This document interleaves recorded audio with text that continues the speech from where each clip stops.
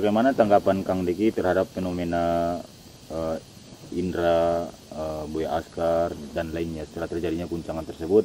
Teman-teman kita ini kan mulai mengambil langkah sendiri berdasarkan penilaian masing-masing. Gitu. Ya, ambil jarak ya. Iya. Baik, memang ini menarik. Tapi sesungguhnya tidak kaget. Bagi orang yang menguasai mimpi Muhammad Qasim, sebetulnya tidak kaget, karena itu akan terjadi. Karena jangan lupa, ada satu mimpi di mana Muhammad Qasim itu sedang tertutup topeng Dajjal atau sihir Dajjal. Yang tadi kita bahas, memberikan satu simbol miniatur sesuai dengan hadis Nabi. Siapapun tidak bisa menghadapi Dajjal, kecuali Nabi SAW. Termasuk Al-Mahdi, Imam Mahdi pun tidak sanggup kan. Bahkan dalam gambaran itu kan, kita perang habis-habisan, kalah itu kan, sama Dajjal. Bahkan hampir mati itu Imam Mahdi ya, nanti itu. Kalau tidak atas bantuan Allah kan. Nah sekarang ini miniatur kecil. Maka di situ jelas sekali dalam mimpinya bahwa orang-orang akan meninggalkan dia. Karena topeng Dajjal ini, sihir Dajjal ini. Artinya Muhammad Qasim kan sekarang masih tercengkram dengan sistem Dajjal. Kan masih tercengkram dengan sistem Dajjal. Masih pakai uang yang ada gambarnya, masih di sekelilingnya masih banyak foto-foto. Kemudian dia juga masih duniawi, masih mengejar gadis, kan kelihatan banget semua mimpinya tuh. Nah, maka di situ dikatakan akan banyak orang meninggalkan dia kan? Dan bahkan temannya yang mengingatkan. Nah, insya Allah mudah-mudahan barangkali saya yang pertama ngingetin kan, kamu sedang topeng Dajjal nih. Nah, saya pun sedang merealisasikan mimpinya, ada seorang temannya yang mengingatkan. Dan setelah itu kan banyak yang meninggalkan dia. Nah, sesungguhnya apa yang terjadi dengan Indra, Buya Askar, ustadz-ustadz yang lain, kemudian juga dengan Mas Ropi, itu adalah bagian dari kebenaran mimpinya. Wujud kebenaran mimpinya. Jadi tidak aneh. Oke, satu itu jawaban saya. Yang kedua, saya bersyukur ada Indra. Bersyukur ada Buya, ada semua bersyukur. Mengkritisi. Karena begini, kebenaran hakiki itu harus ada yang mengkritisi. Kita kan bukan malaikat nih. Saya bisa salah kan? Saya mendakwahkan ke orang tiba-tiba keliru kan? Kan banyak orang sesat sekarang kan? Masuk ke aliran-aliran sesat kan karena keyakinan. Antum masuk aliran sesat apa karena yakin tersesat? Enggak kan? Karena yakin kan? Nah, barangkali kita juga salah. Jadi harus ada memang yang mengkritisi kita. Saya bersyukur sehingga kita berpikir keras lagi. Apa betul keyakinan kepada Muhammad Qasim ini benar nggak nih? Karena sudah ada yang menggali hadis-hadis yang lain. Oke, itu sikap kedua saya. Jadi teman-teman gajah sekalian, menurut saya itu yang terbaik lah. Bersyukurlah, kita tidak perlu tidak dipersalahkan, dicaci maki, tidak perlu. Kita dengarkan saja. Tidak perlu buang-buang waktu untuk hal-hal seperti itu. Tidak perlu. Bahkan saya malah senang. Indra, ayo keluarin semua.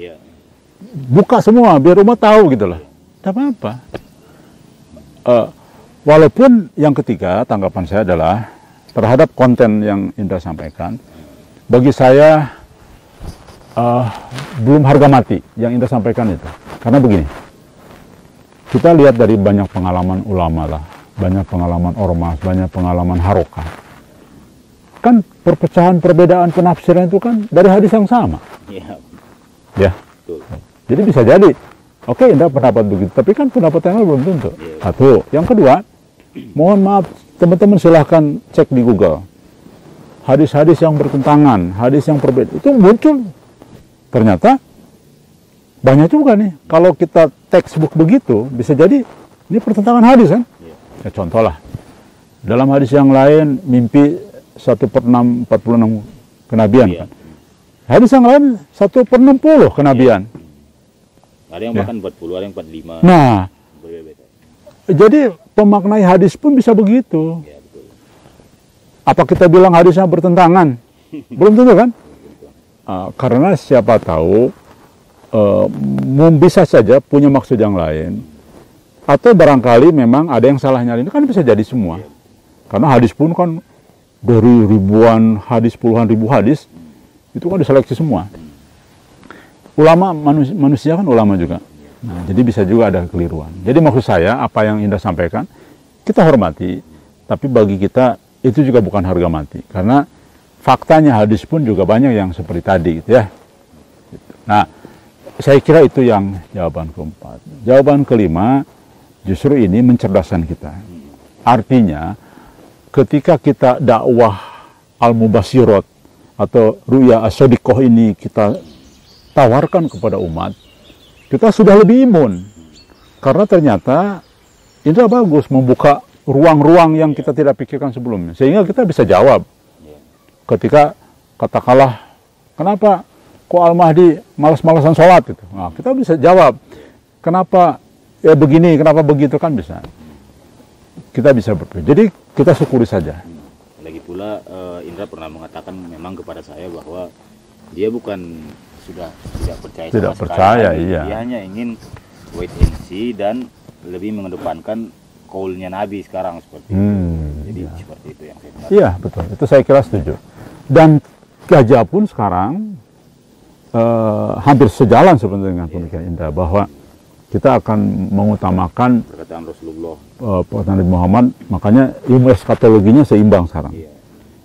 Kita akan mulai bergerak dengan menonjolkan ilmu eskatologinya, hadis-hadis Nabi, dan plus mubasyirat tadi, dan plus tidak hanya mimpi Muhammad Qasim, kita akan dengar juga mimpi-mimpi teman-teman yang lain, karena di dalam teks hadisnya kan jamak itu, Iya.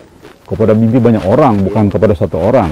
Nah, maka mulailah kita mendobrak kesakralan yang keliru selama ini. Kan kita selama ini kan jangan dengar mimpi lain, mimpinya Qasim saja gitu. Itu kan sebetulnya sakral yang keliru. Seolah mengkultuskan jadinya. Mengkultuskan, padahal di dalam hadis jamak, mimpi-mimpi orang beriman. Kan mimpi orang beriman banyak. Oke, saya kira itu tanggapan saya terhadap poin Indra.